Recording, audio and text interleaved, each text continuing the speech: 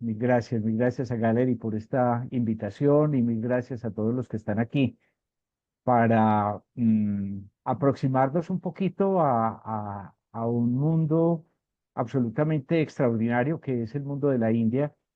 Un mundo pues donde creo que cualquier cosa, cualquier palabra que uno diga sobre la India se queda cortica. Eh, Siempre digo, me gusta decir una cosa que a unos amigos en estos días, algunos de los cuales están aquí, les decía, me gusta decir una cosa que no sé muy bien qué significa y no sé muy bien cómo comprobarla, pero yo siempre pienso que los viajes son maravillosos, los viajes son una cosa absolutamente fascinante, un viaje siempre es una transformación, siempre es un cambio, pero yo me atrevería a decir que el viaje es la India. El viaje por excelencia es el viaje a la India. No es casual que desde una antigüedad realmente muy remota, pero bueno, digamos desde más eh, cerca para nosotros, desde la época de Alejandro, el sueño de Alejandro era ir a la India, ¿no es cierto? Era llegar, de Alejandro Magno, digo, era llegar a la India. Y esa obsesión por la India, esa fascinación por la India, se va a repetir a lo largo de toda la historia. Yo creo que llega hasta nosotros. Muchas de las manifestaciones espirituales del mundo actual, pues están vinculados con eso. Bueno, pero Así es. estoy hablando mucho en esa No, presentación. ya, mi profe. Para, Bueno, les vamos aquí a realizar la presentación del itinerario. Muy importante para las personas que se inscribieron a esta charla. Ya esta mañana les enviamos a su correo electrónico el itinerario de viaje con unos datos básicos. Está en un PDF, pero les rogamos el favor que aquí en el chat, de pronto a quien no se haya registrado, pero obviamente llegó por el link directo que enviamos, por favor nos deje, si está interesado en el viaje, nos deje su nombre completo con el número del celular, muy importante, y su correo electrónico para estar enviándole esta información. Y a quienes obviamente fueron invitados por los diferentes asesores comerciales de Gallery Travel, pues por favor se comunican con ellos directamente. Al final de la charla, con muchísimo gusto, vamos a responder todas estas inquietudes que se presenten en la parte logística del viaje, ¿vale? Muchas gracias, profe, adelante. bueno, muchas gracias. Entonces, de nuevo, yo me presento para quienes no me conocen, Carlos Arturo Fernández. Yo soy historiador del arte, profesor de la Universidad de Antioquia desde hace muchos años, desde hace 43 años. Y a lo largo de muchos años, pues he tenido por distintos motivos, en buena medida por mi profesión de historiador del arte, he tenido la oportunidad de participar, acompañar, diseñar, preparar, etcétera, una cantidad de viajes culturales, muchos, unos 60 viajes culturales que me han permitido, entre otras cosas, pues ir distintas veces a la India. Y 6 veces a la India, 6 veces al norte y al sur, pero siempre, incluso, pues después de haber ido tantas veces, siempre piensa uno que le falta mucho, que la India es un poco como un mundo casi inabordable. Yo me permito utilizar aquí para esta presentación del sur y norte. Eso suena un poquito al revés. Claro, eso es una cosa absolutamente convencional.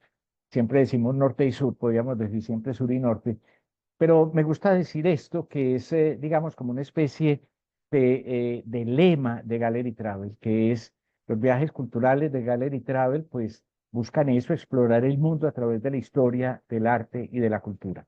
Eso es básicamente de lo que se pretende en este viaje y en cualquier otro viaje. Y en el caso de la India me parece que es particularmente importante eso de que esto es una exploración del mundo.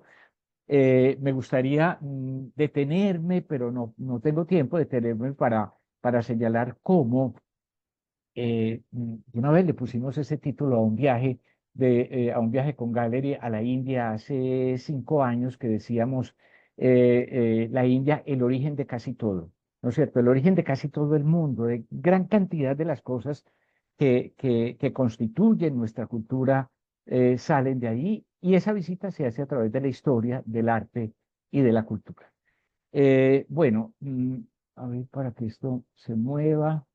Eh, mm, yo quisiera empezar diciendo que la India es entonces muchas cosas. La India es un mundo fascinante, es un mundo extraño, es un mundo que de alguna manera, digamos, está lleno como de magia, lleno de fantasía. No es casual que un, una cantidad de textos o una serie de textos que son las mil y una noches que determinaron una parte de la imaginación de Occidente frente al mundo oriental. Gran parte de esas historias se ubican en la India, no solamente, saben ustedes, pues se ubican también en Bagdad, etcétera, pero hay una parte muy importante de todo ese mundo que se ubica en la India. Lo mismo que parcialmente por lo menos los viajes de Marco Polo, parcialmente por lo menos la historia de las rutas de la seda, que no es una cosa exclusivamente china, como podríamos decir en otro momento. Entonces, este mundo, pues, de fascinación es también un mundo que está absolutamente cargado de algo que me atrevo a decir que es cargado de sabiduría.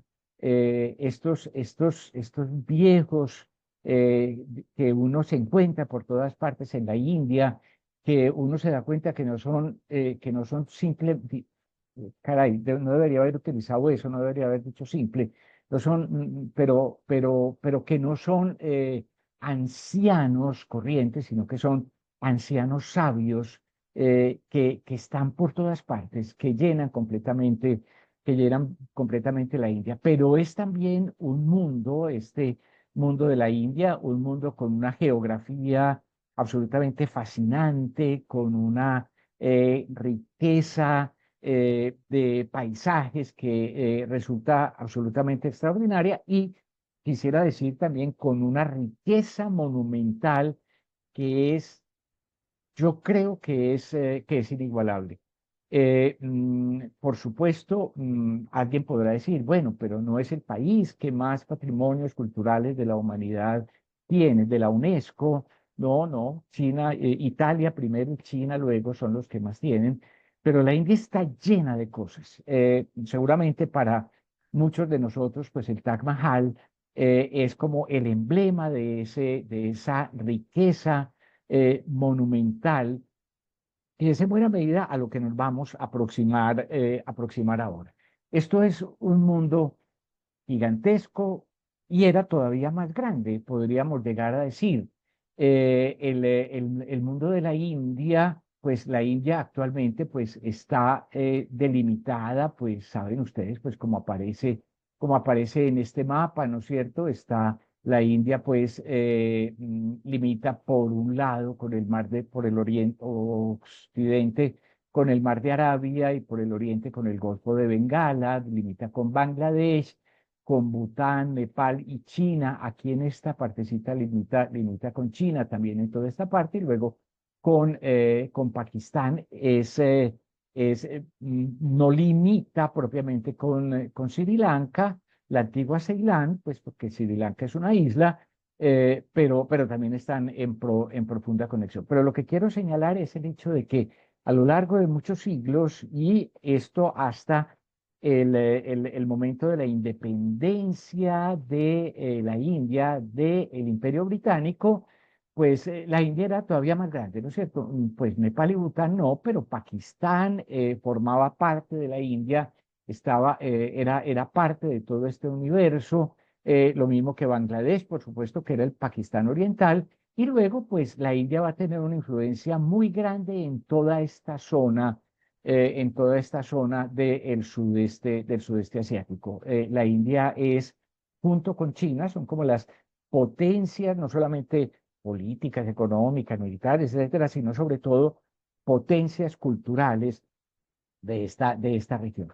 Es un territorio realmente muy grande, valga la pena recordar aquí que tiene 3.287.000 kilómetros cuadrados. Eso más o menos son tres veces Colombia, por señalar pues una cifra relativamente aproximada, son unas 3 veces Colombia, con una población que en este momento es la población más grande del mundo, 1.400 millones de habitantes.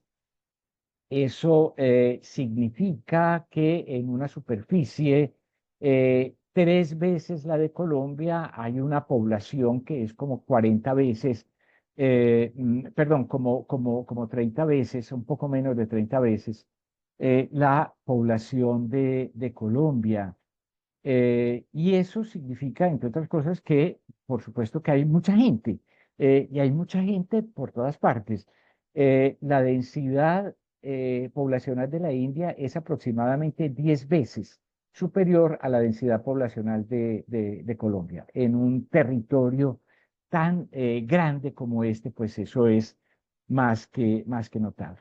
Este viaje yo creo que tiene podríamos decir, tiene 2 partes, básicamente, que son las que aparecen pues como en el nombre del viaje, que es primero una visita, un recorrido por el sur de la India, que es esta zona que nos encontramos aquí, que pertenece a 2 estados de la India. La India es una república federal, saben ustedes, y aquí nos vamos a encontrar 2 estados. En la parte oriental, perdón, en la parte oriental que estoy señalando, es el estado de Tamil Nadu, un estado en el cual digamos, lo más característico desde el punto de vista étnico son los tamiles, esa etnia tamil, que es también la etnia predominante en Sri Lanka, la etnia tamil. Y por el otro lado, en la parte occidental, que da contra el Mar de Arabia, el estado de Kerala.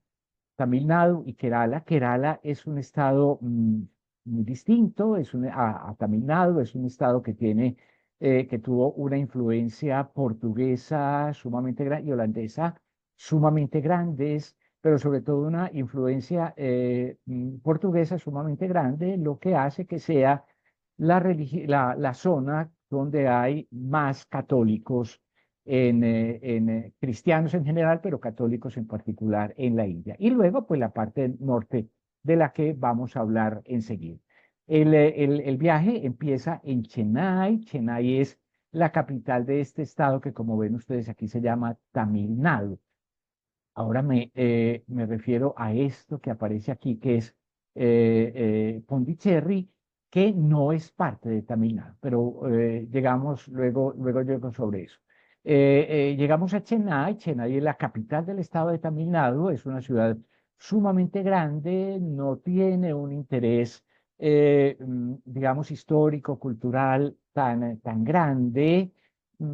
Por motivos, en buena medida, a causa de su desarrollo. Muchas de los que pudieron ser restos, mejor dicho, manifestaciones culturales de épocas anteriores, de la época colonial británica o de los momentos anteriores, pues en realidad pues no se conservan mucho. Entonces, el viaje llega a Chennai y de inmediato se traslada a Mahabalipuram. Mahabalipuram está situada un poquito al sur de Chennai, como ven ustedes aquí, un poquito al sur de Chennai, a la orilla del mar, una ciudad que tiene una serie de manifestaciones que son patrimonio cultural de la humanidad. Entonces, las primeras visitas que se van a realizar allí serán justamente en esta zona de Mahabalipuram, donde podemos señalar que hay como 2 sitios concretos, 2 lugares concretos. El primero de ellos es la zona de lo que se llama tradicionalmente la zona de los carros, la zona de los carruajes, que es esta zona que estamos viendo aquí. Quisiera señalar una cosa que es muy interesante en la India en general, y es que la India pues tiene una configuración geológica particular, una configuración geológica que corresponde más o menos a la misma época del meteorito, de hace unos 65 millones de años, del meteorito que exterminó a los dinosaurios, En esa época, en esto que corresponde al subcontinente de la India, hay una actividad volcánica impresionante que va a configurar en buena medida la geografía de este subcontinente de la India. Un subcontinente que vale la pena recordar además que está separado geológicamente, pues es una placa particular, la placa india, una placa que hace 70 millones de años estaba, digamos, a la altura, estaba cerca de Madagascar y hace 70 millones de años se emprende un camino muy rápido realmente esa placa hacia el norte hasta que llega y se incrusta en la capa asiática, y ese choque de las dos capas va a producir ni más ni menos que los montes más altos del mundo, va a producir los Himalayas. Toda esa historia la estoy contando para señalar que es un país riquísimo en piedras de las más distintas clases, y esas piedras son, evidentemente, han sido el producto material fundamental para el desarrollo de todas estas manifestaciones artísticas. Estos carros, esta zona de templos que nos encontramos en Mahabalipuram es, como vieron ustedes, es patrimonio cultural de la humanidad. Es una zona de extraordinaria belleza. No son ya en este momento, digamos así, son templos arqueológicos. En algunos casos nos vamos a encontrar en la India, o se encuentran en la India muchos templos que siguen siendo utilizados. Estos no, estos son templos que pertenecen ya pues a un campo arqueológico, no son construidos sino excavados. Es decir, esto eran unas colinas de piedra, unas masas de piedra que se tallaron para producir estos templos. Una técnica, por lo demás, muy compleja porque, pues como no se va construyendo, cuando uno pone un ladrillo donde no, después lo puede cambiar y ponerlo donde sí es, pero aquí cuando se abre un hueco, digamos así, dentro de esa masa de piedra, pues quedó abierto, ¿no es cierto? Es una cosa que tiene que ser muy planeada. Los indios son muy hábiles en todo el desarrollo de esa tecnología. Cosas muy curiosas, esto está exactamente al frente de lo que mostrábamos, es una roca gigantesca en perfecto equilibrio, está ahí desde tiempos inmemoriales, y está pues, no está sostenida, digamos, por nada distinto de su propio peso y de la ubicación. Es un detalle por lo menos curioso. Algunos elementos que nos vamos a encontrar allí en la zona de Mahabalipuram. La talla de la piedra es realmente una habilidad muy grande de los indios. Y al frente también, al lado, digamos, si uno se pusiera a ver, digamos, como el territorio, la piedra esta que decía en equilibrio estaría a nuestra derecha, y los carros tallados estarían donde estamos nosotros, ¿no es cierto? Al frente se ve este conjunto que es un relieve, es el relieve en piedra más grande del mundo. Un relieve pues también antiquísimo. Todas estas cosas pertenecen en buena medida a una dinastía que es la dinastía Chola. La historia de los reinos en la India es una historia muy compleja. Estamos hablando aquí del siglo XI, XII después de Cristo. Esto pertenece a la época de la dinastía Chola, como muchos de los monumentos que vamos a ver un poquito más adelante. Siempre estos relieves, estas obras tienen que ver con historias de la India, ¿no es cierto? Lástima que en esta fotografía no hubiera quedado ninguna persona como para que se viera un poco la dimensión, pero insisto, es el relieve en piedra más grande del mundo. Y ahí, cerquita, muy cerca de esto, está el otro gran monumento que es el llamado Templo del Mar. Es un templo arqueológico, un sitio arqueológico, pero hay culto. En una parte, en una capilla de este templo hay culto a Shiva. El sur es muy de religión shivaísta, que que tiene que ver, pues, que es, digamos, una de las manifestaciones del hinduismo, una de las líneas del hinduismo. eh, mm, los, mm, el hinduismo tiene muchísimas vertientes, muchísimas corrientes, quizás las más importantes son las que le dan una atención especial al señor Shiva y otras al dios Shiva y otras que le dan una atención especial al señor Vishnu.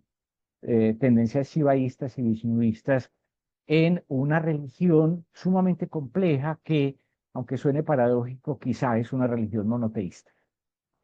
Bueno, el templo del mar, como ven ustedes aquí, y aquí nos empezamos a encontrar mucho más claramente, pues un asunto que vamos a ver mucho en esta región y que tiene que ver con estas torres que se llaman torres Shikara, que son, digamos así, modelos de los Himalayas, ¿no es cierto? Como si fueran los montes Himalayas. Estando en Mahabalipuram, entonces se va a una ciudad cercana que se llama Kanchipuram. Kanchipuram está muy cerca de Mahabalipuram, como ven ustedes aquí, es cierto, Mahabalipuram. Kanchipuram está un poco al occidente, al noroccidente, y esta es una de las ciudades más sagradas del hinduismo, definida a veces como la ciudad de los 1000 templos, es decir, también un lugar con una riqueza cultural, con una riqueza arquitectónica realmente extraordinaria, realmente excepcional. La talla en la piedra es muy importante en todo este conjunto. Saliendo de Mahabalipuram hacia el sur, entonces aparece Pondicherry, que es este sitio que iba a señalar aquí, que es curioso, tiene una cosa curiosa, y es que es, digamos, curiosa desde el punto de vista, digamos, como de la estructura organizativa, y es que no forma parte de Tamil Nadu, no es un estado propiamente dicho, sino que es una entidad estatal, lo que se llama en la India una entidad estatal. Hay cuatro. En la India, una de ellas es Delhi, otra de ellas es Pondicherry. Pondicherry fue durante mucho tiempo una colonia francesa, y tiene mucho del espíritu colonial francés. Yo no sé si, para quienes lo recuerde, quienes la hayan visto y recuerden aquella película maravillosa que se llama La historia de Pi, la película de una familia que sale de la India con un zoológico en barco, y el barco se hunde y se salva solamente Pi, pues el hijo de la familia en un bote con un tigre. Con toda esa historia pues dramática que conocemos. Lo traigo simplemente para decir que la familia sale de Pondicherry, sale efectivamente de acá, y entonces posiblemente alguien recuerda la arquitectura que allí se presenta, que es una arquitectura especial. Cerca de Pondicherry se visita una especie una cosa que es un ashram, es decir, una especie de convento, entre comillas, que está centrado en el yoga y lo que se llama el yoga integral. En este caso, es el ashram del señor Aurobindos. Aquí lo que nos vamos a encontrar es toda una tradición de yoga que está centrada pues en este personaje que ha tenido una cantidad de continuadores a lo largo a lo largo del tiempo, especialmente en las últimas décadas, y todo este auge de ese yoga integral ha conducido al desarrollo de este ashram de Aurobindos, cuyo centro fundamental es esta estructura, este edificio, esta gran esfera, es muy grande, esta gran esfera que, según la doctrina de los seguidores de esta tendencia del yoga, pues aquí se concentra la energía del universo, y esto es una especie de máquina energética pues muy importante. Es muy bella la visita al ashram de Aurobindos, y por lo demás de alguna manera es una cosa como al margen, aparte, distinto de todo lo demás que uno se va a encontrar en la India. Después de Pondicherry, siempre hacia el sur, pues se encuentra la ciudad de Thanjavur o Tanjore, que fue una de las capitales de los Chola, a los que había mencionado ahora. Ahí en el mapa está Thanjavur. Veníamos de aquí, de Chennai, Mahabalipuram, es decir, nos vamos yendo hacia el sur, venimos luego hacia Madurai. Entonces, en Thanjavur nos vamos a encontrar sobre todo este templo que es una de las cosas más extraordinarias que creo que uno puede ver en el mundo. Es patrimonio cultural de la humanidad, es uno de los que ellos llaman los templos vivientes de los Chola. Los templos vivientes de los Chola está dedicado a Shiva, pero como pueden ver ustedes es un conjunto realmente gigantesco. Estos templos se caracterizan por unas entradas sumamente notables y por unas torres muy altas. Ahora veremos más de esas torres a continuación. Es un templo de culto. Aquí sigue habiendo culto al señor Shiva. eh, mm, y siempre hay mucha gente porque es uno de los, insisto, también de los templos más sagrados de la India. Estos templos están construidos en piedra arenisca roja, como ven ustedes aquí. Eso le da pues un colorido realmente muy espectacular. Creo que insisto, bueno, eso pertenece pues mucho a los gustos personales, la relación entre la arquitectura y la piedra va a ser una cosa muy especial en la India. Estos son detalles pues del templo de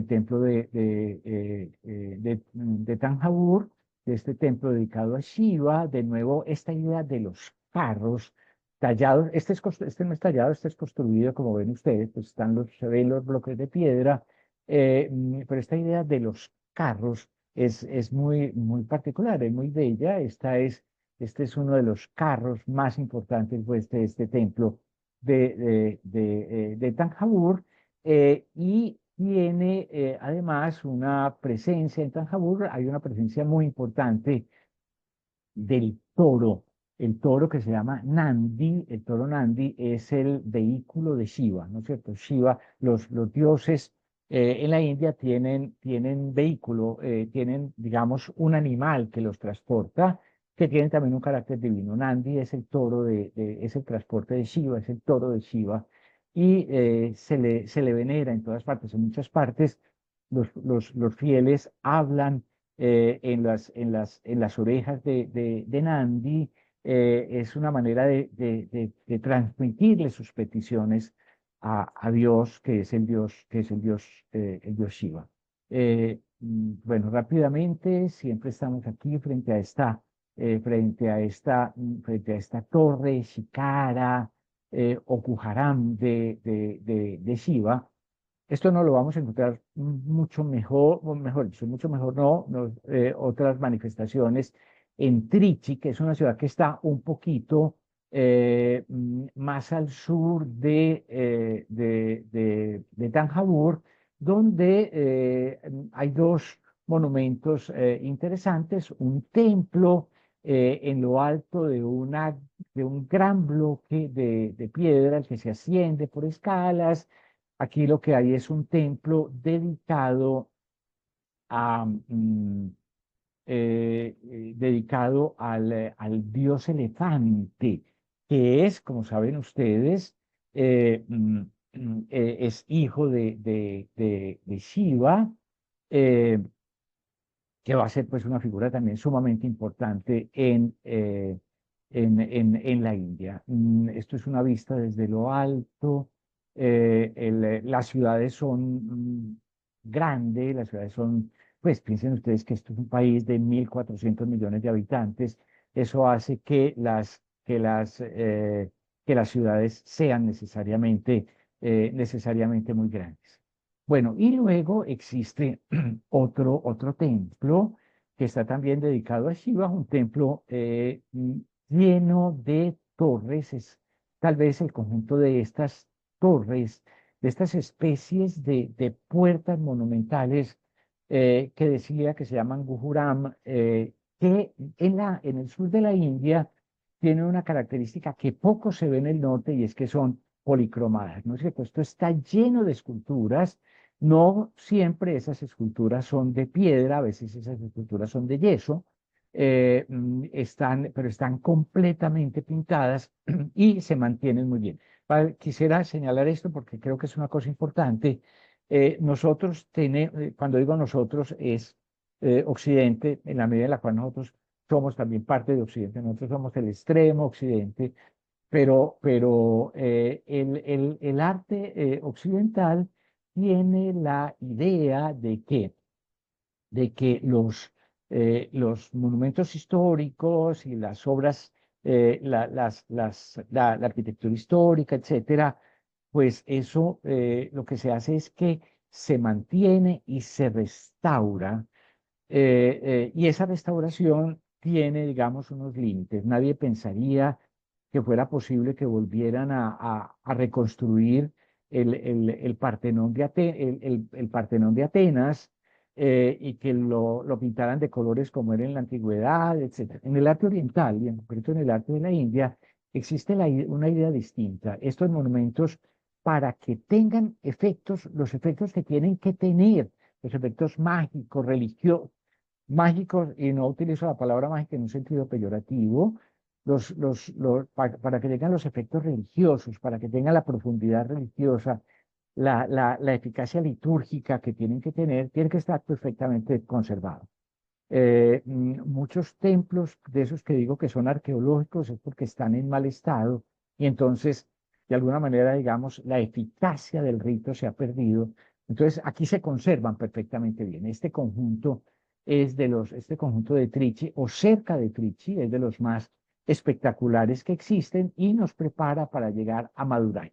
En Madurai nos vamos a encontrar siempre un poco más al sur. En Madurai nos vamos a encontrar un templo espectacular que es el templo de Menashki. Menashki es una manifestación de lo que se llama un avatar de la esposa del dios Shiva. No me quiero meter en los nombres mucho en los nombres de los dioses, un poco para no confundirnos, pero este es uno de los templos también más gigantescos que nos podemos encontrar. Quisiera decir que uno puede pensar que no, que es que estas son casas que hay. No, que hay entre los templos, ¿no? Entre Torre Gujuram, digo que se llaman, y Torre que nos encontramos aquí, esta torre y la que hay aquí atrás que se oculta y todas estas más pequeñas, en total me parece que 22 de estas torres rodean este conjunto gigantesco del templo de Menashki que se caracteriza por esta riqueza de colorido realmente excepcional y por todos los rituales que se van a realizar, que se realizan allí. Se asiste al final de la tarde a la ceremonia del cierre del templo que tiene pues un ritual sumamente elaborado y sumamente complejo. Pero Madurai es más que eso, es más que el templo de Menashki, es también una zona de mercado sumamente rica, un palacio, lo mismo que en Tanjabur, digamos, quisiera decir que no solamente se visita el templo, sino que se visita también normalmente el palacio, y estos eran antiguos palacios, los antiguos palacios reales. Bueno, cambiando un poco, digamos de panorama, entonces de Madurai se atraviesa hacia el otro estado, que es el estado de Kerala. Esta es una zona montañosa, digamos, mientras que todo el recorrido hasta ahora ha sido básicamente por la orilla del mar o cerca del mar. Esto se mete a las montañas, unas montañas que son no son las montañas altísimas, ¿no es cierto? Pero sí, esto es una altura. Olvidé volver a buscar bien la altura, pero esto puede ser una altura de 1800 metros, una cosa así por el estilo. Entonces, es una zona con una riqueza ecológica sumamente grande. Esto es un parque natural, por lo demás, es el parque que se conoce como el Parque de los Tigres de Bengala. Entonces, es un refugio de animales y demás. Entonces, pues también, por supuesto, toda esta zona de montañas es una zona que fue, digamos, entre comillas, o yo no sé si sin comillas, devastada en la época británica para sembrar té. ¿No es cierto? Aquí nos vamos a encontrar los cultivos de té. Estos son sembrados de té. Esto que digo que ocurre en estas montañas de Perillar va a ocurrir también, ocurrió también en Sri Lanka, como se sabe. Digo devastar devastar la ecología porque se tumbaron los bosques completamente para imponer un monocultivo que es este monocultivo del té. Y eso, pues siempre esos monocultivos tienen, pues lo sabemos nosotros por nuestra propia experiencia, tienen consecuencias muy complicadas en muchas oportunidades. Pero es interesante también para nosotros, pues, este conocimiento de los campos de té en este caso. Hay un lago, hay un recorrido, se hace un recorrido por el lago en el parque de Perillar. Es una zona, pues, además, que es muy rica digamos, en jardines botánicos, en lugares de cultivo de cosas que para nosotros son exóticas, de árboles de canela, de pimienta, ese tipo de cosas. Y existe, en cualquier caso, la posibilidad, yo siempre pienso que eso es muy absolutamente remoto, a mí no me ha tocado nunca, en las veces que he estado allí nunca me ha tocado ver un tigre, pero se supone que este es el parque, pues, donde hay tigres en el sur de la India. Este recorrido pues mm, lleva pues por Perillar y después de visitar Perillar entonces vamos, Perillar que está aquí en esta zona, es esta zona, vamos hacia la costa otra vez, la costa de Kerala. La capital de Kerala es Cochin, al cual llegaremos después, pero la costa de Kerala, en la costa de Kerala nos vamos a encontrar esta ciudad que vean, se llama Aleppey. Y en Aleppey, o esta zona en Aleppey, nos vamos a encontrar, y en toda esta zona de Kerala en general, nos vamos a encontrar una característica muy especial, es el lugar más especial de la India en este sentido, y es que aquí hay como una especie hay una conexión muy estrecha entre la tierra y el mar. Hablé hace un rato de toda aquella actividad volcánica que se va a producir millones de años atrás en la zona de la India, que dije que determina la geografía de la India, y eso hace, entre otras cosas, que ocurra lo siguiente: esta zona que queda al occidente, se llaman los Ghats occidentales, todas estas montañas que vienen de norte a sur, los Ghats occidentales de la India, están muy cerquita del mar, mientras que, visto del otro lado, están muy lejos del mar. Y esto de que estén muy cerca del mar significa que esto es una zona de muchos ríos que llegan muy rápido al mar. Hay una conexión, entonces se establece una conexión muy estrecha entre el río, entre la tierra y el mar. Y aquí lo que nos encontramos son como una cantidad, como una zona intermedia, quiero decir, llena de canales, donde hay agua, donde se une el agua dulce con el agua salada, donde la vegetación a lo largo de millones de años se ha ido adaptando también al agua salada, y donde la vida se desarrolla fundamentalmente a lo largo en esos canales. Estos canales, pues aquí no hay carreteras. Estos canales tienen hacen el oficio de los caminos. Hay muchas zonas a las cuales solo se puede llegar, se puede llegar en barquita. Dije ahora que esta es una zona católica, es la zona católica, es la zona donde hay más católicos en la India, y es predominantemente cristiana esta zona, y hay muchas iglesias a las cuales se accede solamente en barca. En esta zona de Alepey, entonces, el programa contempla pasar una noche en un barquito de estos. Estos barquitos están acondicionados para tener unos cuantos viajeros. Normalmente el grupo se divide según el número, evidentemente, se divide en 4 o 5 de estos barquitos. Allí también los barquitos se reúnen en la noche, pero pues, tienen las comidas allí. Las mismas personas del barco preparan la comida, etcétera.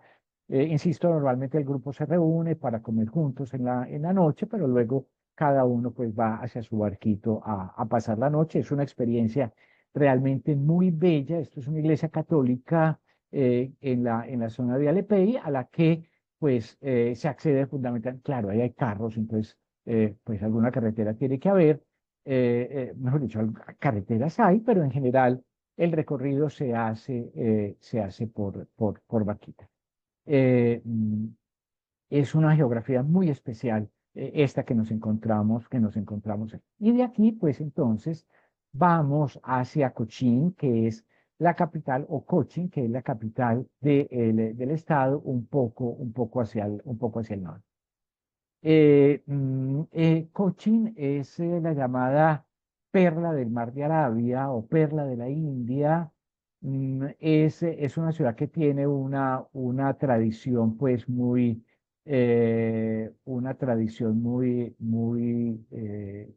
diferente a la que nos vamos a encontrar en otras partes. La zona que se llama del fuerte de Cochin, pues es muy interesante. eh, mm, eh, esta zona en esta zona del fuerte, pues eh, pues, esto que creo que sea muy, muy, muy, muy, muy característico, que son las redes. Estas redes son de origen chino, según entiendo, según parece, pero son populares en esta zona. Se visita siempre esto que se llama el cementerio holandés. Hay además pues una iglesia holandesa, cristiana holandesa, supongo que será calvinista. Y luego hay esto que lo vemos muy sencillo por fuera, pero que es el Palacio de Cochin, el Palacio Real de Cochin, con unos detalles arquitectónicos, un trabajo de madera que es absolutamente, absolutamente excepcional. Bueno, pues esta es la iglesita a la cual hacía referencia. Y luego hay una cosa que es realmente muy interesante, un programa que es realmente muy interesante, en coaching, que es la asistencia a un espectáculo de un teatro clásico, que es un teatro antiguo, que es patrimonio inmaterial de la humanidad. Este teatro queda pues en la actualidad un poco como esos esfuerzos que hay en muchas partes, pues, de mantener las tradiciones culturales, las tradiciones antiguas, pero en realidad se han perdido muchos elementos de la historia de este teatro. Uno llega digamos, desde temprano al sitio del teatro, porque una de las cosas más interesantes que hay es ver maquillarse a los actores. Los actores se maquillan allí en el escenario. Uno puede aproximarse, pues, tampoco sentársele al lado, pues, pero uno puede aproximársele uno puede aproximarse a ellos y ver cómo se van maquillando, se van vistiendo, etcétera, y luego empieza propiamente el espectáculo. Una cosa muy interesante que hay aquí es que los actores no hablan, los actores mueven los ojos, mueven las manos, y eso, digamos, ese es el lenguaje del teatro que, cuando digo que se ha perdido, por lo menos en parte, es que eh, la gente misma, uno evidentemente pues no tiene la capacidad de entender minuciosamente ese asunto, pero antiguamente la gente sí lo entendía. Los habitantes actuales de Kerala pues han perdido esa habilidad, eso hace que esto quede, que tenga pues como esa situación un poco arqueológica que puede tener en el presente. Recuerdo un guía que alguna vez tuvimos en la India, que es un guía distinto al que tendrá este grupo, un guía que en su momento cuando nos llevó allá, me decía a mí pues ahí un poco en secreto, para no decirlo frente al grupo, me decía, este es el teatro más aburridor del mundo. Uno tiene que verlo, digamos, como con un sentido estético. Evidentemente, no es una película de acción, no es Operación Peligro, no es una película de acción, es una cosa lenta, es una cosa que tiene un lenguaje propio, pero yo creo que siempre cuando uno va a un viaje, pues uno va a oír otras lenguas, y una lengua que hay en la India muy especial, muy extraña, es esta. Bueno, saliendo de Cochin, pues entonces el viaje tiene previsto volar al norte, ¿no es cierto? Esto es un vuelo de Cochin a Delhi. Esto es todo un subcontinente, como digo, es un vuelo que dura 3 horas, e inmediatamente se hace conexión con otro vuelo para ir a Varanasi o Benarés. Benarés se llamaba tradicionalmente en español, como muchas de estas ciudades. El viaje llega a Chennai, como saben ustedes, eso era la ciudad de Madras. Antiguamente, en la época colonial, los cambios de nombres corresponden en buena medida a procesos que no se dieron en el momento de la independencia, después de la Segunda Guerra Mundial, sino en los años 70, cuando se van poniendo nombres más indios. Pasa también en China. Es el caso de Varanasi, Benarés, o de Mumbai, como se llama en la actualidad, que era Bombay, ahora es con M y U, y antes era con B y O. Bueno, Benares o Varanasi, pues es digamos, es el punto de partida de la visita al norte, ¿no es cierto? Antes habíamos visto pues que se visitaba el sur, esta es ahora la visita del norte, que Varanasi está aquí donde estoy señalando, Delhi está acá. Entonces, de nuevo, un vuelo, esto es un vuelo primero a Delhi y luego conexión a un vuelo a Varanasi o Benarés, que es otra vez, una de las ciudades más sagradas y más extraordinarias de la India. Varanasi está construida al lado del Ganges, como saben ustedes, con una serie de escalones, Ghats. Ahora que hablaba de las montañas como los Ghats occidentales, es eso, es la misma palabra que significa escala o escalón.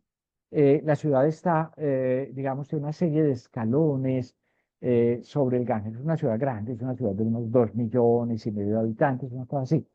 Las ciudades en la India son siempre, los números de habitantes de las ciudades en la India son siempre un poquito engañosos, porque si uno se pone a mirar, pues Varanasi tendría tal vez 1.700.000 habitantes, pero es que eso está lleno de pueblitos que se le van juntando, que son administrativamente independientes, pero estas son unas conurbaciones que se llaman unos conjuntos urbanos sumamente grandes. Entonces, pero lo más interesante aquí, evidentemente, es esta zona sobre el Ganges. Se hacen 2 visitas a los Ghats en Varanasi.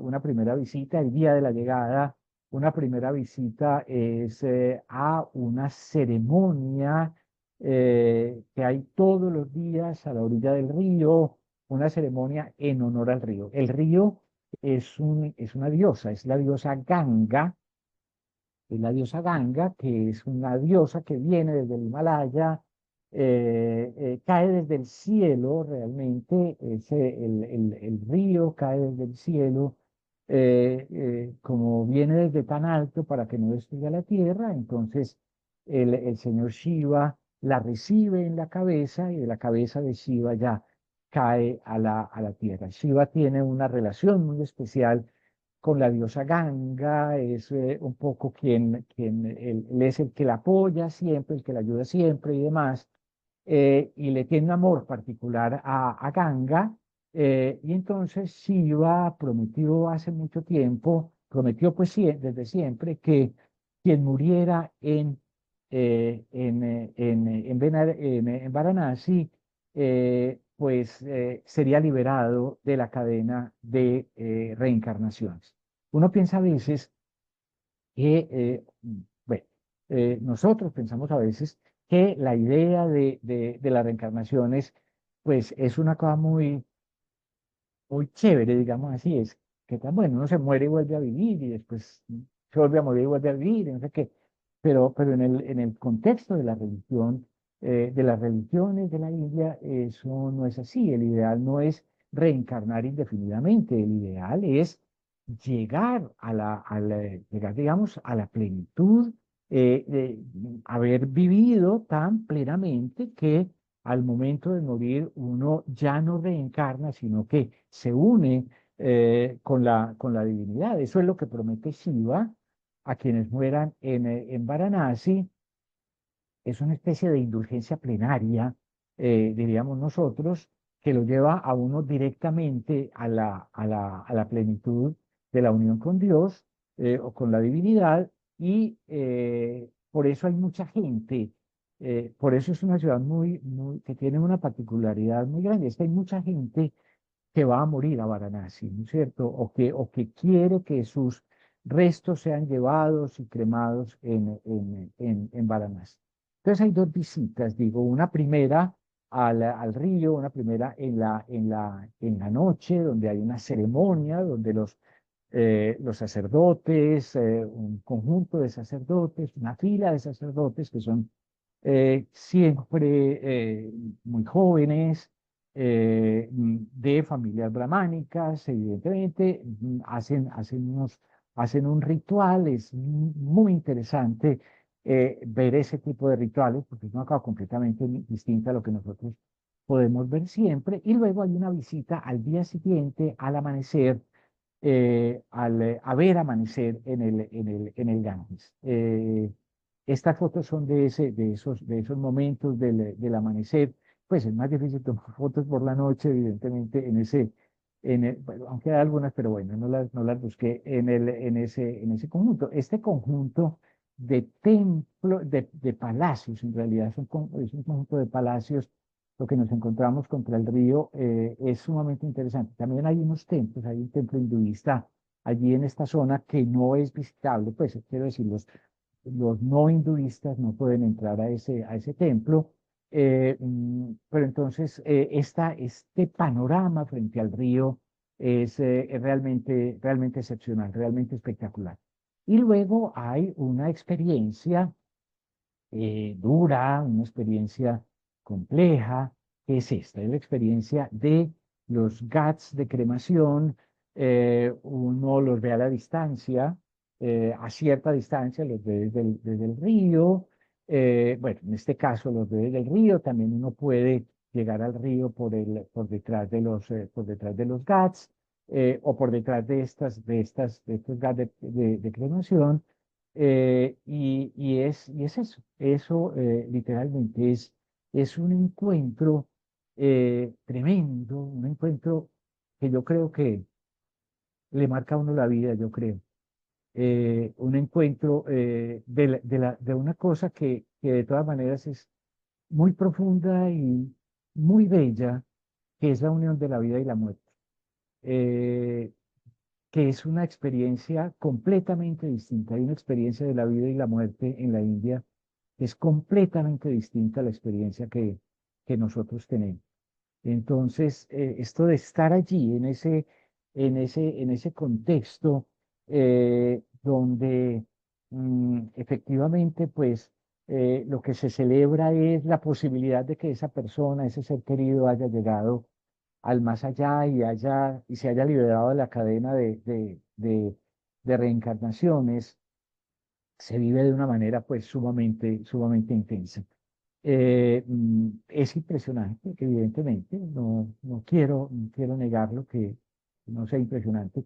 No huele, no hay olores malucos, no es cierto lo que a veces alguien dice que eso huele como a carne quemada, no es cierto, eso no ocurre. Las maderas con las que se creman los cadáveres son maderas aromáticas, en general madera de mango o de teca o de sándalo, según la capacidad económica del muerto. Eh, mm, pero es una experiencia muy conmovedora, una experiencia muy profunda, muy espiritual, que creo que siempre, que se le queda a uno, pues digamos, en la memoria. Y la gente está también allí, va allí a ver salir el sol, los viajeros también van a ver salir el sol, ven salir el sol y le rezan al sol la oración de la salida del sol. Es una oración muy bella donde la gente dice, le pide al sol, que es una imagen de la divinidad, le pide que lo guíe, que le permita distinguir lo malo de lo bueno, que lo lleve por el buen camino. Esas oraciones a las divinidades o a la divinidad, que son oraciones que en realidad nos unen a todos. Bueno, la gente allí se baña, lava la ropa, seguramente uno no podría hacerlo, pero bueno, ellos están adaptados también a esa, a ese régimen. Aprovecho para decir esto. La, tenemos un amigo indio. eh, mm, la gente de la India son indios. Nosotros a veces decimos hinduista. Hinduista es una religión. Hay indios que son hinduistas, como hay indios que son budistas o indios que son musulmanes. La gente de la India son indios.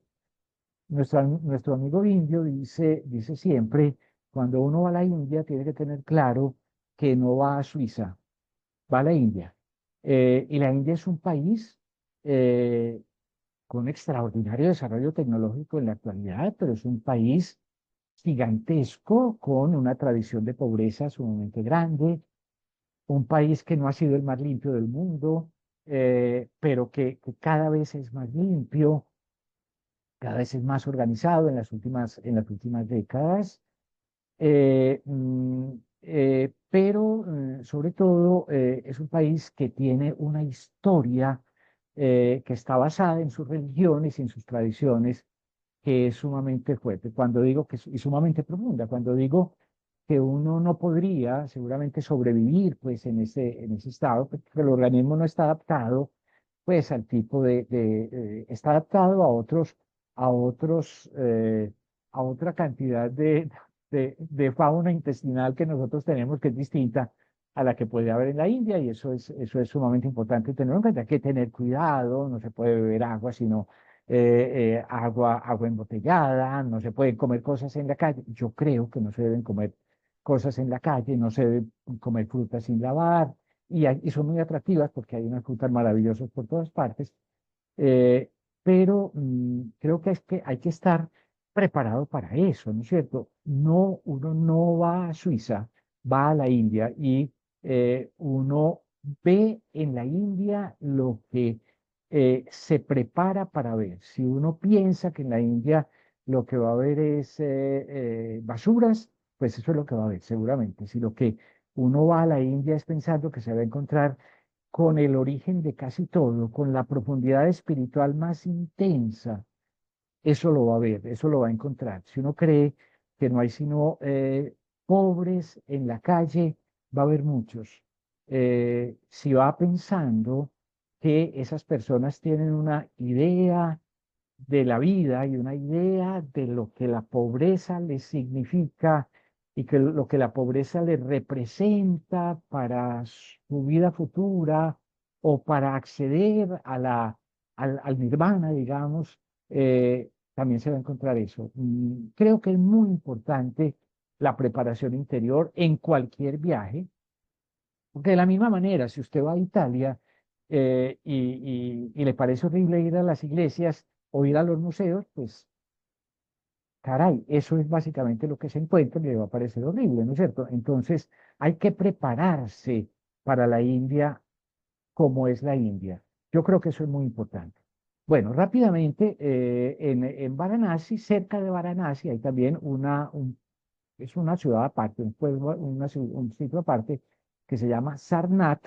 Y en Sarnath es muy importante, Sarnath es arqueológico. Como ven ustedes aquí, son mm, restos budistas que son muy raros en la India.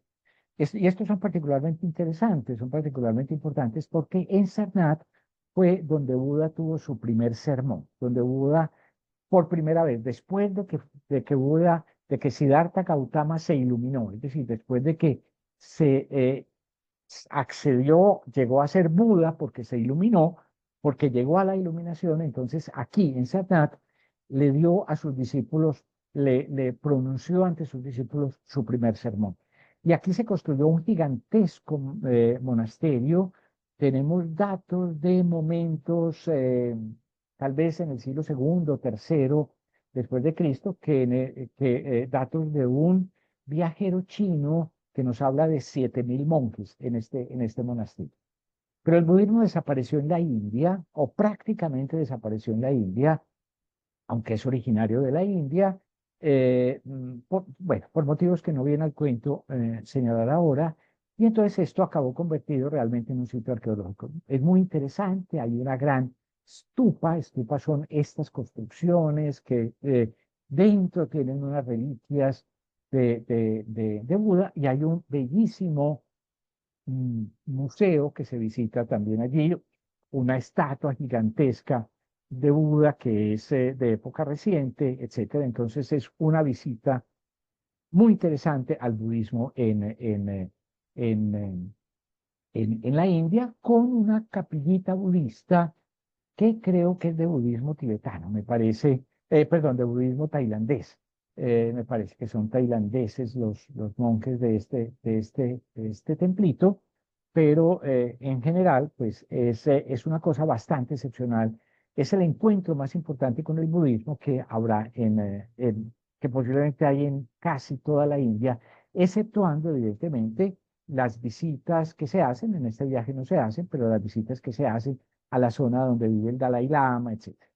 Bueno, rápidamente, a partir de Varanasi, se toma de nuevo un vuelo de regreso a Nueva Delhi y luego se va de Nueva Delhi a Agra por tierra. Esto es un recorrido por una autopista, de todas maneras, son ciudades muy grandes. Quiero decir que Nueva Delhi es una ciudad que tiene quizá entre 30 y 32 millones de habitantes. Es la segunda ciudad más grande del mundo después de Tokio. Entonces, salir de Nueva Delhi es siempre más o menos epopélico, a pesar de que haya una autopista hacia Agra, y Agra también, el ingreso a Agra, pues es complicado. Entonces, ese recorrido dura unas 4 horas, a pesar de que son 200 kilómetros. Bueno, y en Agra, evidentemente, pues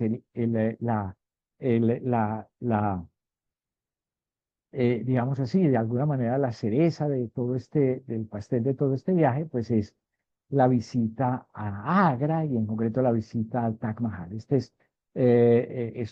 Uno piensa en el Taj Mahal solo en el edificio que vemos normalmente.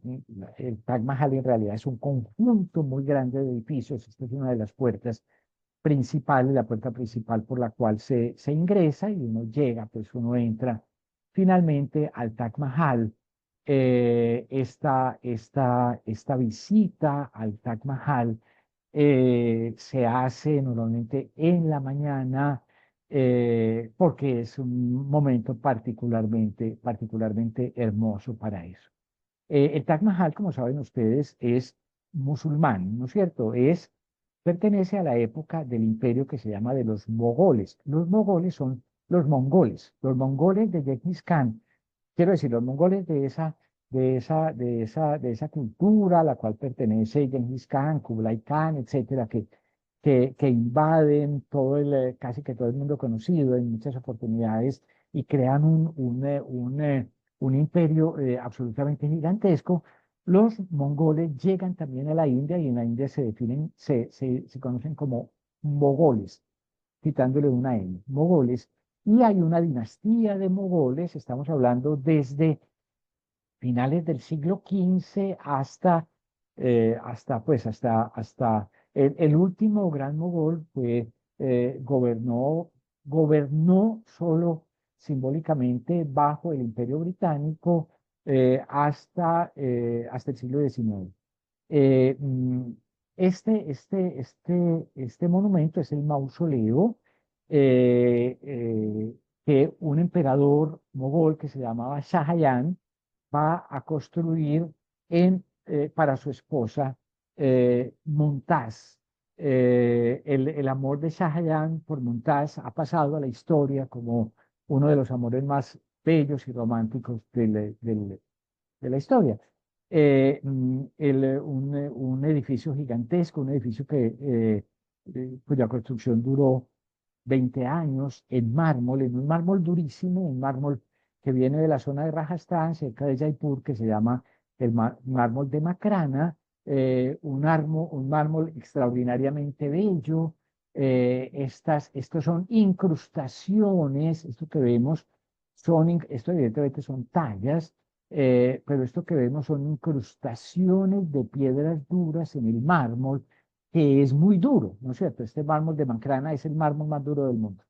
Bueno, el conjunto es de una belleza realmente extraordinaria. Yo creo que como todo el mundo lo sabe, y esta es pues seguramente una de las visitas más esperadas por todos, más disfrutadas por todo el mundo. No, insisto, no es solo el mausoleo mismo, hay una serie de edificios en el conjunto, este es uno, digamos, donde estamos nosotros está el Taj Mahal y al lado y lado está el Taj Mahal visto, el ingreso estaría a nuestra izquierda. No sé si me hago entender. Entramos por nuestra izquierda, aquí estamos en el Taj Mahal y mirando hacia nuestra mano derecha nos vamos a encontrar este edificio y detrás del Taj Mahal otro edificio igualito. Uno era una biblioteca, la otra era una mezquita, etcétera. Es decir, un conjunto de edificios muy, muy complejo, sumamente hermoso. Este es uno de esos edificios simplemente para que se mire el trabajo. Esto no es en mármol, sino que es en granito rojo, perdón, en piedra arenisca roja. Lo mismo que este otro gran monumento que es el Fuerte Rojo, el llamado Fuerte Rojo de Agra, que también lo construye Shah Jahan. Un conjunto de templos, perdón, de palacios realmente excepcional, un conjunto de palacios en los cuales se pueden ver muchísimos elementos de la arquitectura,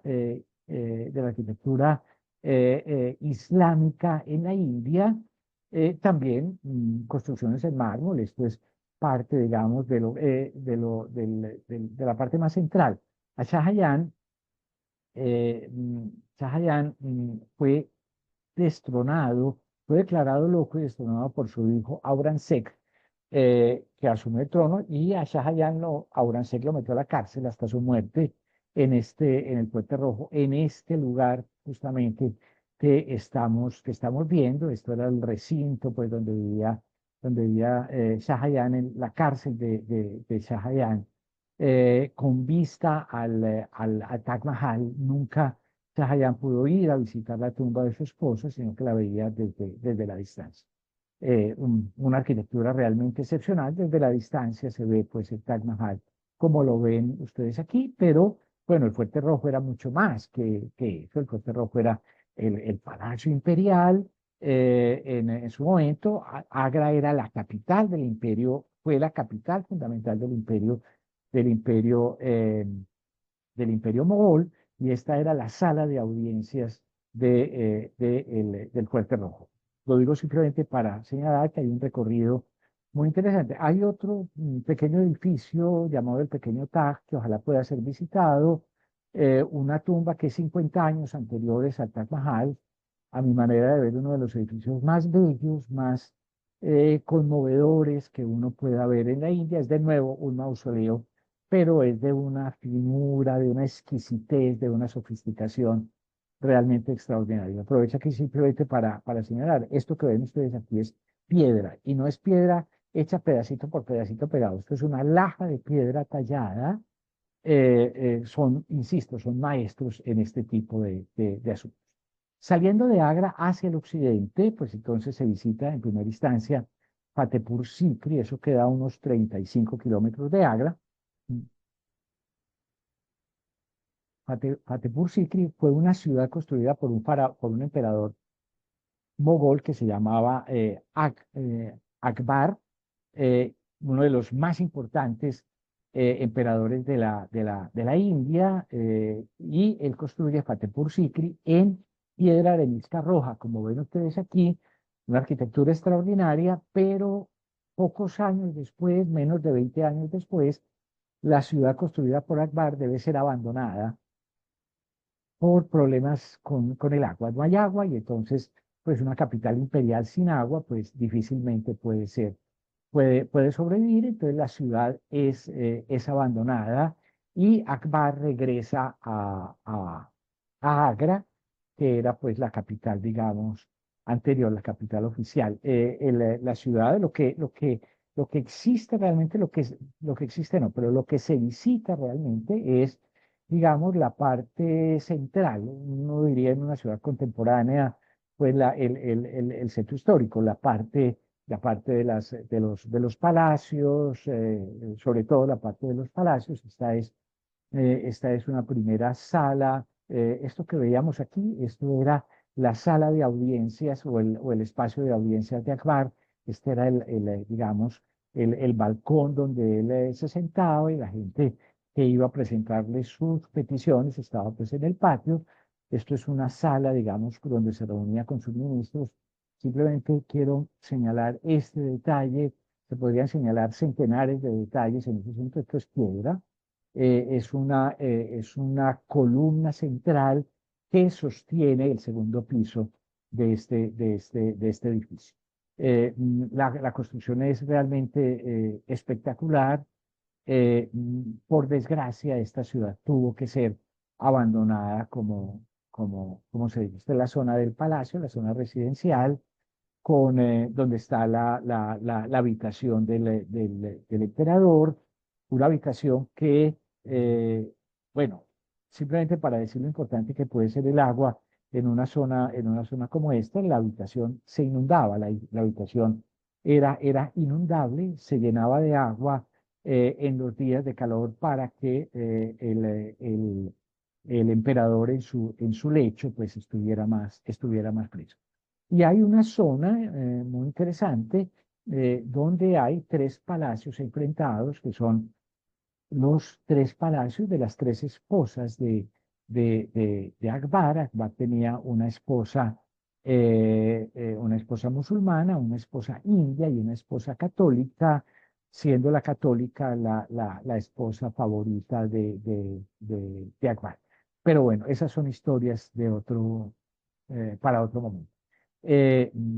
Terminamos aquí en Fatehpur Sikri, y de Fatehpur Sikri, insisto, esto es una parada en el camino. Fatehpur Sikri se va a Jaipur. Estamos en Agra y aquí está Jaipur. Jaipur o Jaipur es la capital de Rajasthan. Rajasthan es todo este estado, ¿no es cierto? Es todo este estado que llega hasta la frontera de Pakistán. Esto ya es Pakistán. Esto que vemos aquí es el río Indo, que queda en Pakistán. La India no tiene acceso al río Indo. Se va a recorrer pues Jaipur, Jaisalmer, Jodhpur y Udaipur. Estas cuatro ciudades son las cuatro ciudades que se van a visitar en Rajasthan. Rajasthan es un desierto. Es el desierto que se llama el desierto de Thar. Es el desierto, el segundo desierto más grande de Asia después del desierto de Gobi que queda en China. Un desierto gigantesco con estas ciudades que eran ciudades de unos pueblos guerreros que se llamaban los Rajputas o Rajputs, si les suena menos duro.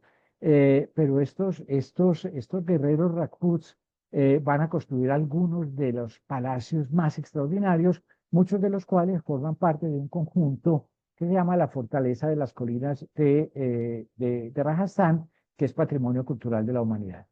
Uno de ellos es este, que es la primera visita que se hará en Jaipur, es la visita al Fuerte Amber. Al Fuerte Amber se accede en elefantes, una subida en elefantes. Con todo respeto, no son elefantes maltratados, ni son elefantes que sufran por llevar dos personas sobre sus lomos, ni sienten que lo llevan a uno. Elefantes bien tratados en ese sentido, no sometidos pues a prácticas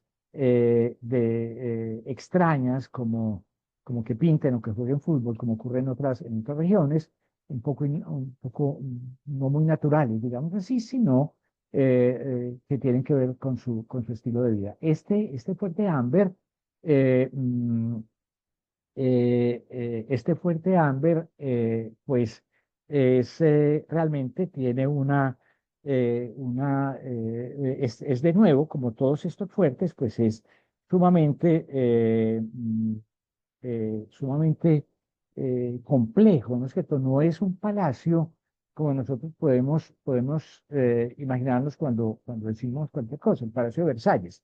¿No es cierto? No, aquí tenemos una cantidad de construcciones, una cantidad de cosas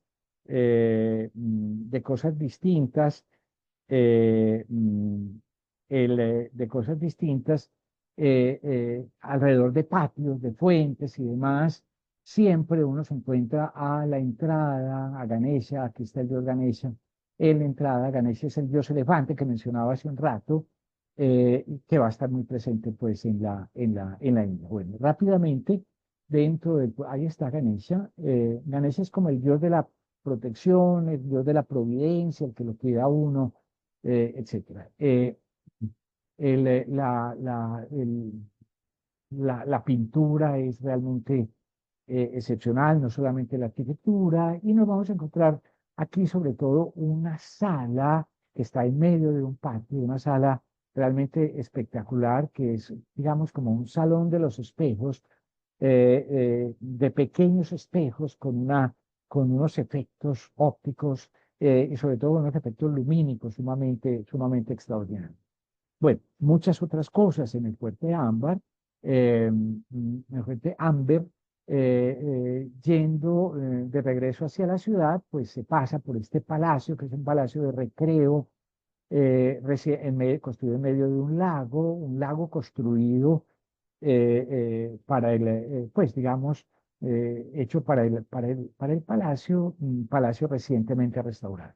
Y luego la visita a la ciudad de Jaipur, es la llamada ciudad rosa. Habrá que contar en su momento por qué existen estas cuatro ciudades que se visitan en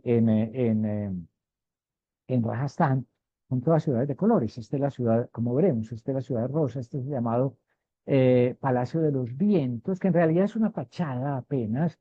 Esto era un edificio con esas ventanas en celosía para que las mujeres del harén del emperador pudieran ver las ceremonias y las fiestas que se hacían frente a él sin ellas mismas ser vistas. Un edificio realmente muy, muy bello, realmente muy extraño. Esto no tiene gran profundidad, esto simplemente por dentro son unas escalas que llevan a estos balconcitos.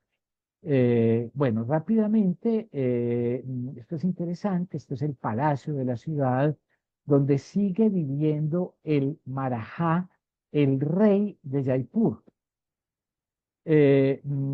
No tiene poder político, sigue teniendo un poder social.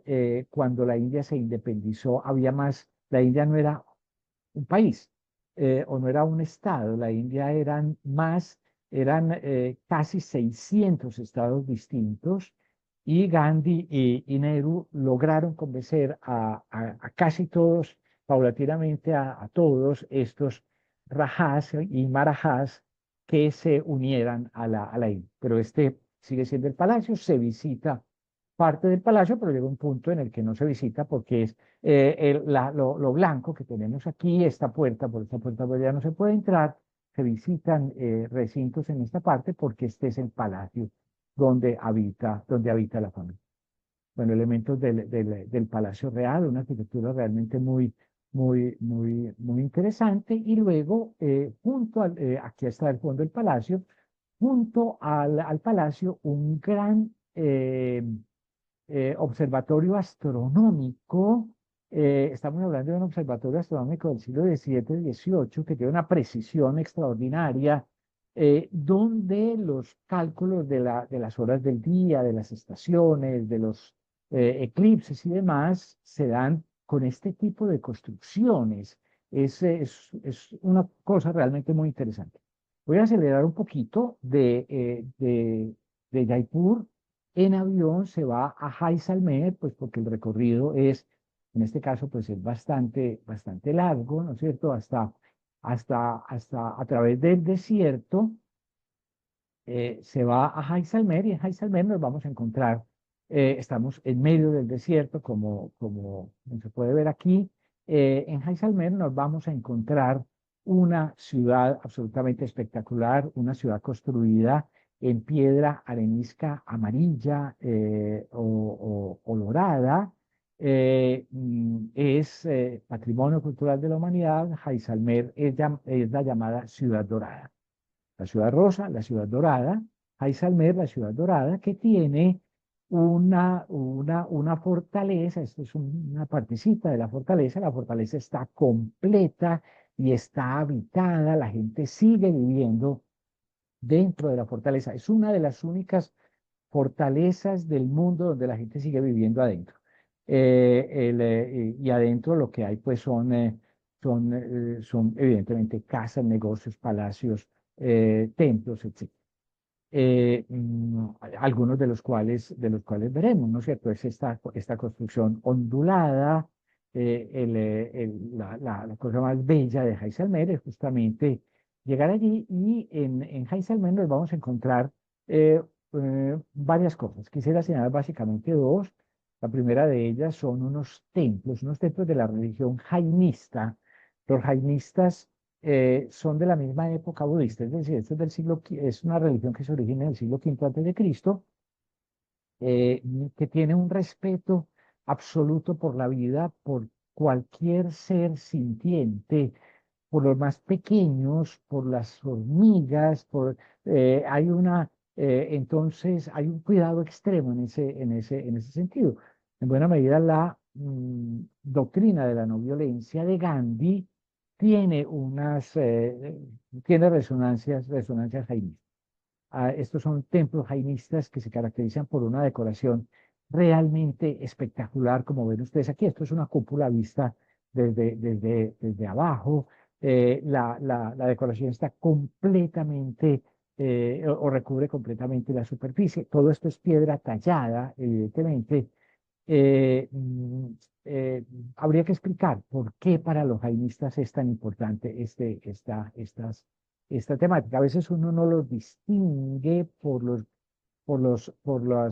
las escenas. No, a nosotros nos queda difícil, a ellos no, a nosotros nos queda un poco difícil distinguir, por ejemplo, escenas budistas de escenas jainistas, o en algunos casos escenas jainistas de escenas hinduistas. Pero no solamente hay esos templos jainistas, sino que hay también un conjunto de casas de casas burguesas extraordinariamente ricas, como las ven ustedes aquí. Todo esto está tallado en piedra, y esto que estoy señalando aquí, o en la imagen anterior aquí, esto es piedra calada, ¿no es cierto? Un bloque, como decía ahora, un bloque de piedra calada, tallada cuidadosamente. Son los llamados halevis. Los halevis son casas burguesas ricas. Y cuando digo burguesas es en el sentido de que son casas de comerciantes, y que son básicamente los jaidistas, son el grupo comerciante más importante. Una cosa de una belleza realmente extraordinaria. Estamos en el desierto, estamos apenas a 60 kilómetros de, de, de, de, de la frontera de Pakistán, se va todavía más cerca de la frontera de Pakistán, a un recorrido pues en las dunas del desierto de Thar, como decía. La India es el país con más camellos en el mundo, menos grandes, por ejemplo, que los que uno encuentra en Egipto, por decirlo de alguna cosa, pero también aquí una experiencia extraordinaria esta del desierto de Thar.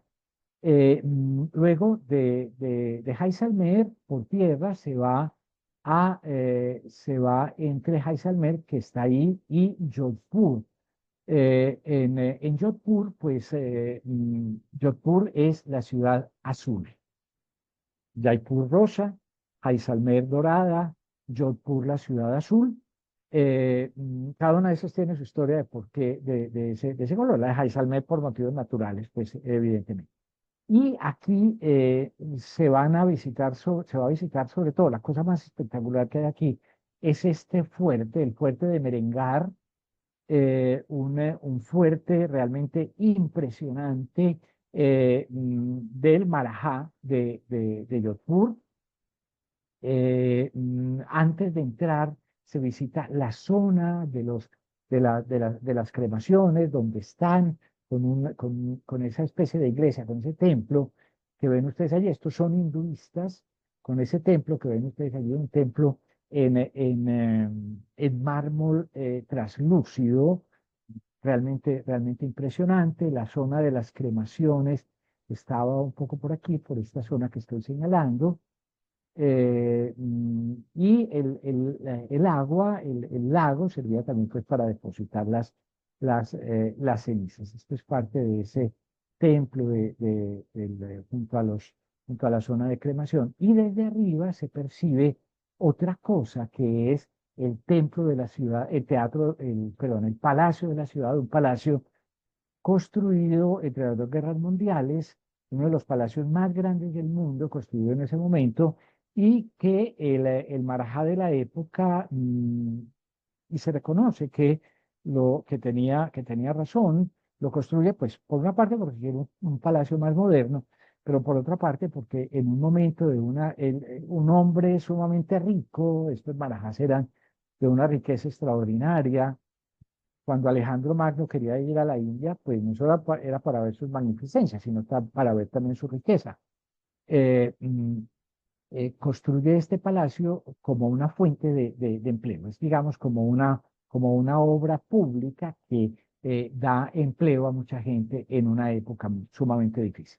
Bueno, pero este es el, mm, la fortaleza de Merengar, como digo, desde donde se ve la altura. Desde la altura se ve pues la ciudad azul, como he dicho, detalles de la fortaleza de Merengar.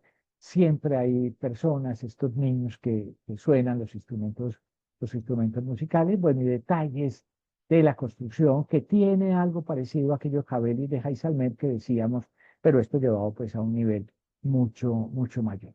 Bueno, muy rápidamente señalo, aprovecho esto aquí para decir que los indios son gente muy amable. Normalmente les fascina que uno les tome fotos, y les fascina que uno les tome fotos porque saben que ellos estuvieron antes. Los recién llegados somos nosotros. Los aparecidos somos nosotros, los raros somos nosotros. A ellos les gusta también mucho tomarse fotos con uno. En general son muy amables. Puede haber casos como el de esta señora, en realidad la pongo aquí, pero esta señora no era de Merengar, esta señora era de Jaisalmer, que evidentemente estaba haciendo negocio con su niño y entonces uno le tomaba una foto y ella iba y le pedía pues 10 piastras pues por haberle tomado la foto, el negocio era hacerse tomar fotos. Pero son muy amables para que uno les tome fotos, para que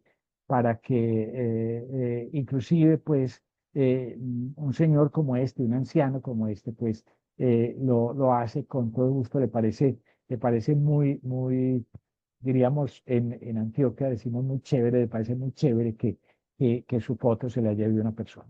Bueno, salimos de Jodhpur y vamos hacia Udaipur. Estábamos en Jodhpur, vamos hacia Udaipur, pero en el camino se para en una localidad que se llama Ranakpur.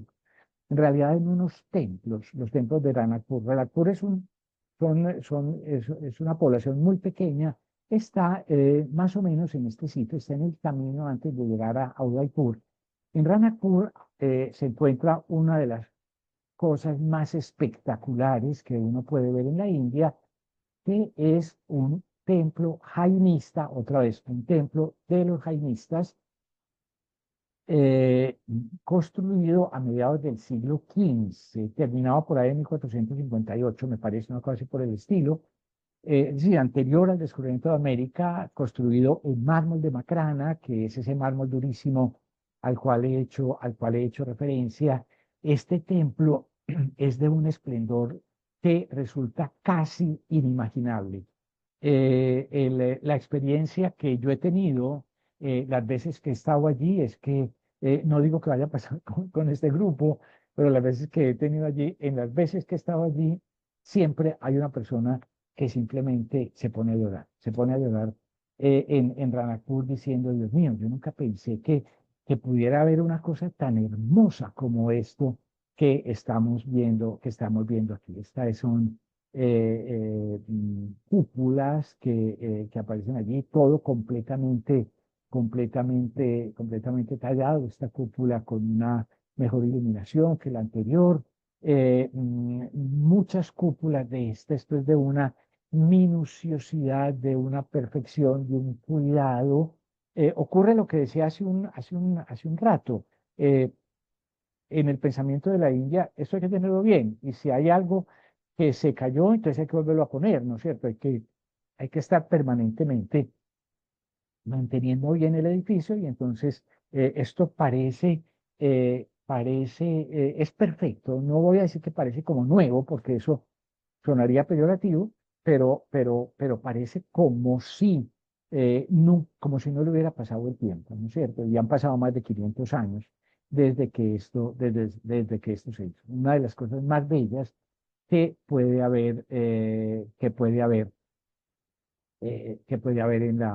verse en la India. Y de aquí, de Ranakpur, entonces pues se llega a Udaipur, Udaipur que estaba aquí, Udaipur estaba aquí, Udaipur está en este punto. Udaipur está construida al lado de un lago, que es el lago Pichola, que es un lago artificial. eh, mm, Lagos artificiales que no necesariamente era pues para que fuera fresco, era muy importante. En la India es muy importante conservar el agua. El agua llega con los monzones y esta zona que es de desierto, pues todavía más, el agua llega con los monzones, pero luego deja de llover, ¿no es cierto? Entonces hay que tener agua, hay que tener reservas de agua. Esta ciudad, Udaipur, es la ciudad blanca. Entonces, cuatro ciudades. Jaipur, la ciudad rosada, Jaisalmer, la ciudad dorada, Jodhpur, la ciudad azul, Udaipur, la ciudad blanca. Esto es el palacio de Udaipur, que por supuesto se visita también. Una vista del palacio desde el palacio de Udaipur a un palacio en el lago dentro del lago. Esto es una fotografía en época de verano. Esto es una fotografía en un viaje en marzo, abril, una cosa así por el estilo. Entonces el lago estaba bastante seco, como ven ustedes. Esta parte pues ya ya se había ido secando. Detalles del palacio, un poco para ver, para que se vea pues el esplendor de este conjunto, la vista sobre la ciudad, detalles, como siempre, de estas celosías que a mí personalmente me fascinan, y entonces siempre tomo muchas fotos de eso, y los espejos para ellos son una cosa muy, muy interesante. Se visita un palacio que hay, que se ve aquí al fondo. Esto es desde el lago, el palacio de la ciudad, pues el palacio real, y en esa isla que se visita, pues hay de nuevo un palacio en el lago, como digo, protegido por una fila de elefantes en piedra. Bueno, en Udaipur se visita también esto es parte de ese palacio, pero se visita también un gran jardín, un bellísimo jardín de flores, el jardín de las damas o de las princesas, se dice con frecuencia. Estos son escenas de ese jardín. Y de allí se vuela a Delhi. Este recorrido es en avión de Jodhpur a Delhi, un poco pues para ganar tiempo, y se llega a Delhi, que es la etapa final del viaje. Delhi, como dije hace un momento, es una ciudad que tiene entre 30 y 32 millones de habitantes. Delhi no es Nueva Delhi, vale la pena decirlo. Delhi es mucho más grande, Nueva Delhi es un pedacito en el centro de Delhi. Eh, mm, pues una de las ideas, pues y de las visitas, realmente de las visitas más interesantes que nos podemos, que nos encontramos aquí, pues es la visita a una antigua, a una antigua mezquita que ya no existe, pues digamos que ya no funciona.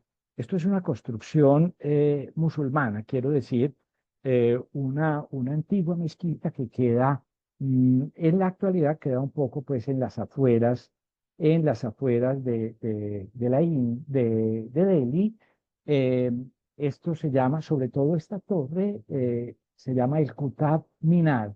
El minarete es el gran minarete, es un minarete que tiene como 80 metros de altura, eh, una construcción realmente de una belleza realmente extraordinaria, patrimonio cultural de la humanidad, y todo el conjunto, pues donde estaba la mezquita y donde había palacios y donde había tumbas, etcétera, pues se visita pues en este sitio. De nuevo, una talla preciosísima, la que nos vamos a encontrar siempre. Esto es en la zona del Qutb Minar. Poco simplemente un ejemplo para esto como que no se pierde punto de perfección, donde se puede hacer una cosa hermosa, se hace una cosa hermosa. Esto es una cúpula en un conjunto de tumbas que hay allí cerca. Otra visita importante en India es a la zona, no en Nueva Delhi, sino en la vieja Delhi, la visita a la mezquita del viernes, una mezquita, evidentemente las mezquitas son musulmanes, una mezquita gigantesca, la mezquita de Delhi. Es la mezquita más grande de la India, por supuesto, es una de las mezquitas más grandes de Oriente. Es interesante, nosotros tenemos con frecuencia la idea de las mezquitas turcas. Esto es una mezquita que tiene una estructura diferente de lo que habría que hablar. Entonces, la visita a esta mezquita, que está ubicada en el viejo Delhi, el recorrido en,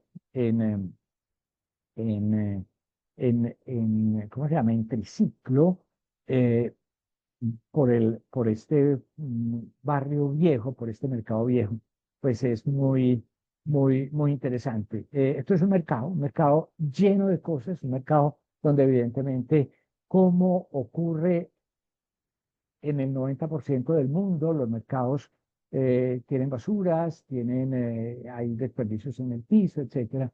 Pero hay cosas también muy interesantes y curiosas y que a nosotros nos pueden resultar simpáticas, que son los cables de energía en esta zona.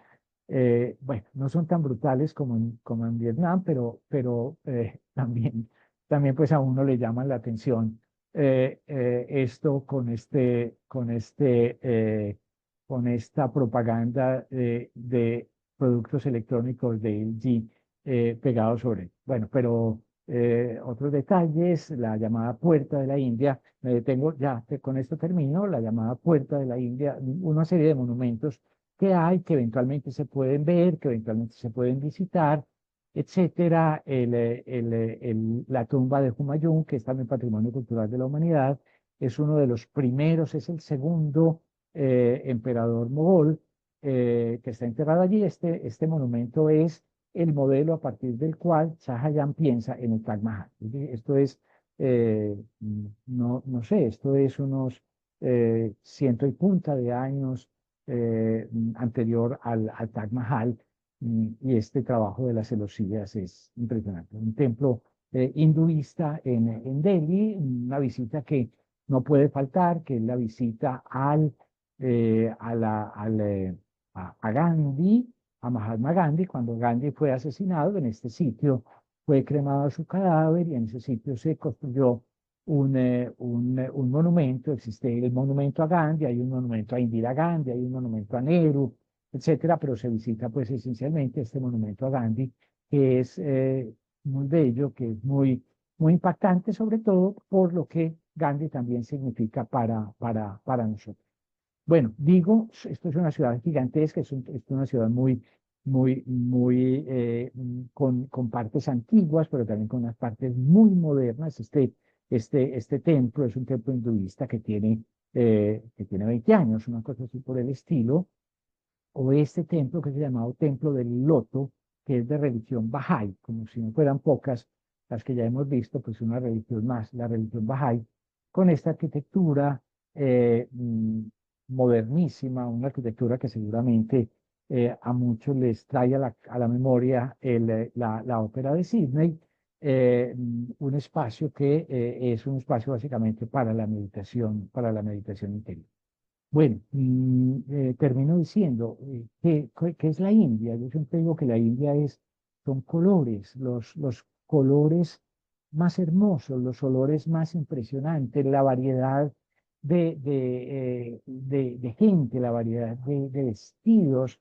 Yo creo que este conjunto de colores de los vestidos de estas mujeres, creo que nosotros no lo veríamos en Occidente en ninguna parte.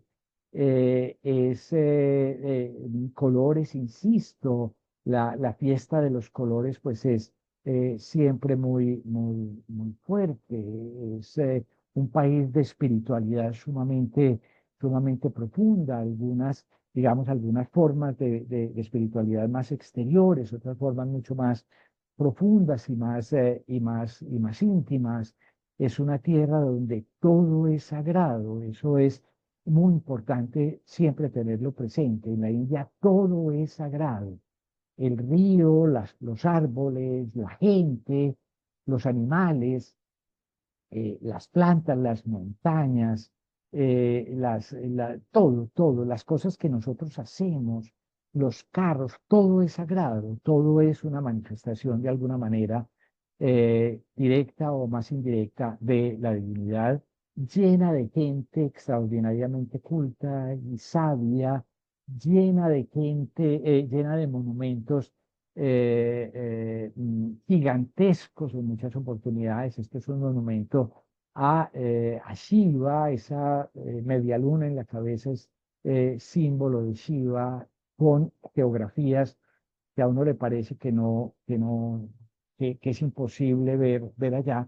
Y todo eso pues constituye este mundo de fantasía, de imaginación, un mundo que creo yo, para todos los que van a la India, se convierte en una experiencia inolvidable que creo que es muy difícil de traducir en palabras. Bueno, esto era lo que les quería mostrar. Eh, mm, la India es muy grande, sé que me he alargado mucho. La India es muy grande y hay cosas muy espectaculares. Y este viaje es un viaje espectacular que tiene previstas muchas cosas espectaculares, y me parece que era importante pues que se pudieran ver. Invitarlos de verdad a unirse a este viaje, a hacer un viaje por el norte y el sur de la India. Pues es maravilloso porque es hacer como dos viajes en uno solo, ¿no? Como me corriges, profe, pero es como ver las dos almas que tiene un mismo país en un solo viaje. Entonces, pues aprovecharlo, ¿no? Bueno, mi profe, pues muchísimas gracias a todos ustedes también. Gracias por acompañarnos. A quien desee, por favor, el link de la grabación de esta charla, que también pues se les va a enviar, pero se les envía por ahí el lunes. También, por favor, si tienen un ejecutivo comercial, entonces le solicitan a partir de mañana el link de la grabación de esta conferencia, ¿vale? Profe, muchísimas gracias como siempre por ilustrarnos y ayudarnos a mostrarle a la gente por qué debe viajar a estos países tan especiales. Y bueno, yo, como decías tú, pues este viaje es dos por uno. Digo yo siempre, aprovechen la oferta. Usualmente o se va, viaja al norte o al sur y en esta oportunidad pues los tienen los dos al mismo tiempo. Entonces, anímense, no pierdan la oportunidad, aprovechen que está bajando el dólar cada día, que eso es una ventaja que tenemos ahorita en Colombia para poder viajar, ¿vale? Profe, muchas gracias y a todos ustedes también por acompañarnos en esta mañana.